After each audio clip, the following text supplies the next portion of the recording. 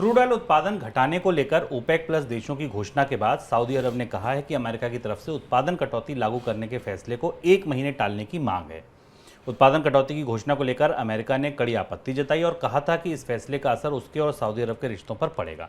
उधर रूस की तरफ से एक बार फिर कहा गया है कि दुनिया के जो देश उसके तेल भाव को कैपिंग लगाने का प्रस्ताव शामिल होंगे, उस प्रस्ताव में शामिल होंगे या उसका पक्ष लेंगे, उनको रूस की तरफ से कच्चे तेल की सप्लाई बंद हो जाएगी, नहीं की जाएगी। इस बीच कच्चे तेल का भाव देखें तो ब्रेंट क्रूड फिर से $95 के करीब पहुंच गया और WTI क्रूड 89 के करीब बना हुआ है, वहां पर ट्रेड कर रहा है। सर, अमेरिका ऐसा दबाव क्यों डाल रहा है कि 1 महीने के लिए कटौती टल जाए? जैसे 1 महीने बाद हो, नहीं वैसे आज हो जाए। सऊदी और अमेरिका के बीच रिश्ते काफ़ी ख़राब हो रहे हैं और ये घटनाक्रम जिसको हमने आज रिपोर्ट किया, ये घटनाक्रम उन्हीं खराब रिश्तों का प्रमाण है। इसे आप कल जिस पर हमने चर्चा की थी कि सऊदी और ख़ासतौर से ओपेक देशों पर नियंत्रण के लिए अमेरिका एक तैयारी कर रहा है।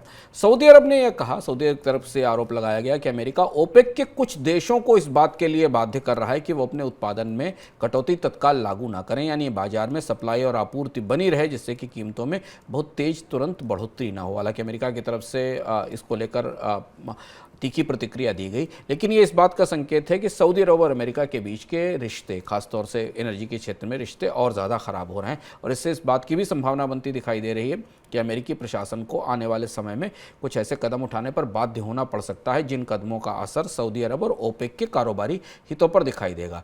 तेल बाजार में स्थितियाँ बहुत ज़्यादा बदली नहीं है। ये माना जा रहा है कि अभी फ़िलहाल मांग कम है पूरी दुनिया के बाज़ारों में जिसके कारण तेल की कीमतों पर दबाव है, लेकिन जो ओपेक का प्रोडक्शन कट है वो जैसे ही अगले 15 दिन में 20 दिन में बाज़ार में सक्रिय रूप से सामने आएगा, जिसकी आशंका अमेरिका ने जाहिर की है और सऊदी अरब ने जिसको रिफ्यूट किया, जिस पर सवाल उठाया है, तो ये माना जा रहा है कि जो ओपेक का कट जब असर में आएगा तो बाज़ार में अब अगले 1 महीने के भीतर, अगले 1 महीने से 15 दिन के भीतर कच्चे तेल की आपूर्ति में कमी आएगी और कमी आएगी इसीलिए कच्चे तेल की कीमतों पर दबाव बना हुआ। अब ये दिलचस्प खींचतान है, डिमांड कितनी कम होगी और सप्लाई कितनी कम होगी, इसे ओपेक बहुत चतुरता के साथ मैनेज करने की कोशिश कर रहे हैं और इसीलिए ओपेक देशों ने डिमांड में कमी की संभावना का भी आकलन जारी कर दिया है। अभी फ़िलहाल कीमतें $90 से नीचे जाती हुई नहीं दिख रही हैं, उसे वहां रोकने की पूरी कोशिश चल रही है।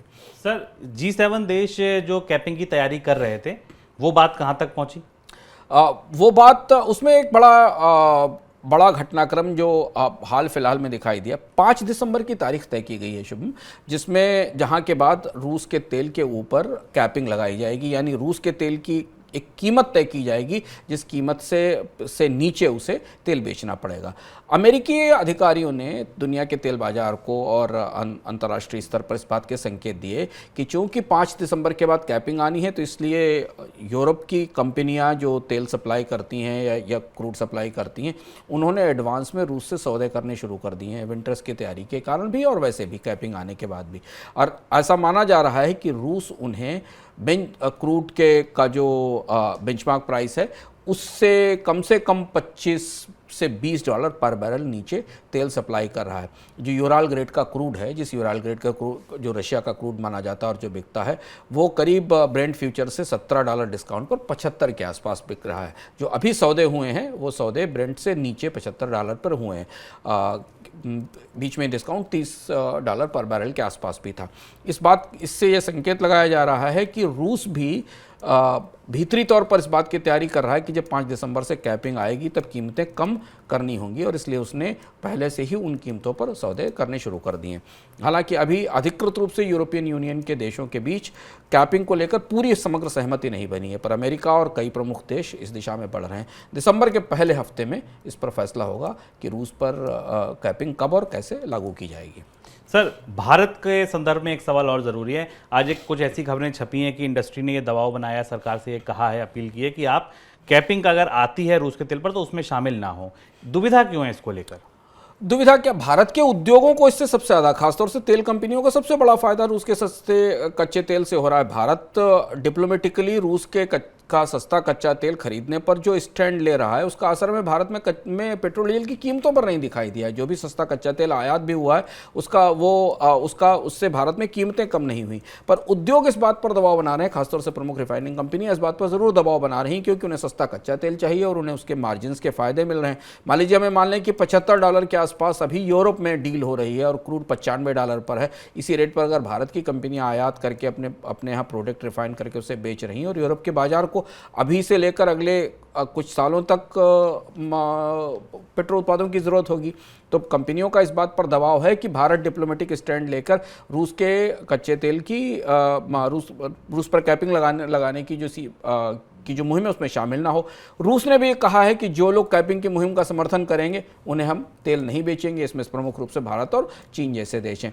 लेकिन यहाँ एक बड़ी दुविधा है। सरकार अधिकृत रूप से तो ये कह चुकी है कि वो जहाँ से चाहेगी तेल खरीदेगी, पर इसमें एक महत्वपूर्ण समस्या ये है कि कैपिंग आने के बाद भारत के या दुनिया के रिफाइनर्स को तेल कैसे मिलेगा, इसकी तस्वीर साफ नहीं है। क्योंकि दुनिया में जो भी तेल सप्लाई जो शिपिंग कंपनियां करती हैं उसमें से अधिकांश कंपनियां करीब 50% के आसपास कंपनियां ऐसी हैं जो यूरोप की हैं और उन कंपनियों को यूरोपियन एजेंसी से इंश्योरेंस की फैसिलिटी मिलती है, फिनांसिंग फैसिलिटी मिलती है।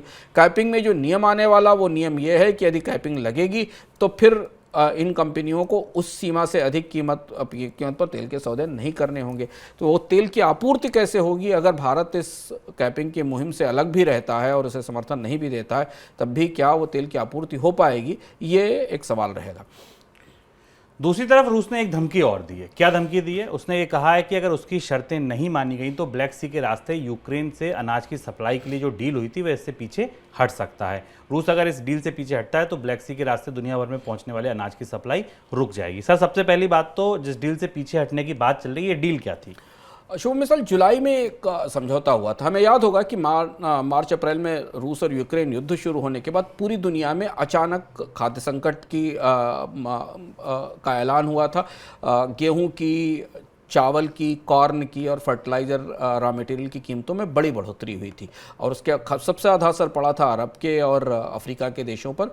उसके बाद यूनाइटेड नेशंस ने और टर्की ने मिलकर रूस को इस बात के लिए तैयार किया था कि वो यूक्रेन के बंदरगाहों से कुछ जरूरी अनाज का निर्यात शुरू होने दे। वहाँ उससे उस समय तक ब्लैक सी के आसपास यूक्रेन के बंदरगाहों पर युद्ध चल रहा था, बमबारी चल रही थी, लेकिन इस पर बहुत मुश्किल से रूस तैयार हुआ था और रूस को उसके बदले कुछ रिलैक्सेशंस भी मिले थे और ये था कि रशिया को जो फर्टिलाइज़र और रूस का एक्सपोर्ट है उसके बदले भुगतान में सुविधा होगी या संतुलन मिलेगा।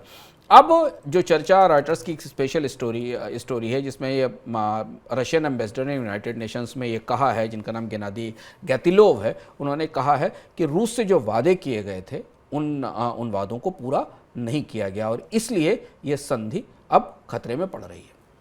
सर, इस डील का कितना बड़ा असर होगा अगर मान लीजिए डील टूट जाती है, रूस पीछे हट जाता है, क्या असर दिखेगा?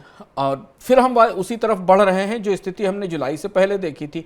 अब दुनिया की अर्थव्यवस्थाओं में इस समय अनाज की कीमतों में हालांकि गिरावट हमने देखी थी, वो गिरावट उस समय की स्थिति में से की तुलना में कम थी, लेकिन अभी भी जो अगर FAO का जो यूनाइटेड नेशंस का फूड ऑर्गेनाइजेशन है उसका इंडेक्स माने तो अभी भी अंतर्राष्ट्रीय बाजार में फर्टिलाइजर की कीमतें पिछले साल से दोगुने स्तर पर हैं। गेहूँ की कीमतों में थोड़ी गिरावट दिखाई दी, लेकिन अंतर्राष्ट्रीय स्तर पर गेहूँ की कीमतें अभी भी काफ़ी ऊँची बनी हुई हैं और अगर रूस वापस इस संधि से बाहर निकल जाता है तो फिर हमें अंतर्राष्ट्रीय बाजारों में अनाज की कीमतों में एक बड़ी बढ़ोतरी दिखाई देगी, जिसके आसार हमें बनते दिखाई दे रहे हैं। इधर इस फसल के सीजन से पहले ही दुनिया के कई सारे देशों में अनाज के भंडार स्टॉक्स कम हो चुके हैं। जैसे भारत की परिस्थिति पर हमने आज ही चर्चा की, जहां से इस कार्यक्रम की शुरुआत की। यही स्थिति दुनिया के कुछ अन्य देशों में, ऑस्ट्रेलिया में पर्यावरण संबंधी चुनौतियां हैं, बाढ़ की परिस्थिति बनी हुई है। तो दुनिया की फूड इकोनॉमी के लिए प्राकृतिक रूप से भी और राजनीतिक रूप से भी परिस्थितियाँ इस समय अच्छी नहीं है। उस स्थिति में अगर ये संधि से रूस वापस निकलता और ये संधि खत्म हो जाती है तो फिर इसका असर हमें अंतर्राष्ट्रीय बाजार में गेहूं की और चावल की और अनाजों की कीमतों पर दिखाई देगा। हालांकि अभी बातचीत जारी है, शायद रूस को इस बात के लिए मना लिया जाएगा क्योंकि डिप्लोमेटिक चैनलों से इसकी कोशिश की जा रही है। और मान ही जाए पुतिन तभी ठीक है, वरना महंगाई तो वैसे ही पूरी दुनिया में बड़ी चुनौती बनी हुई है और उसमें अगर ये अनाज की कीमतें बढ़ गई तो ये भारत समेत सारी दुनिया के जितने देश हैं उनकी समस्या को बढ़ा देगी।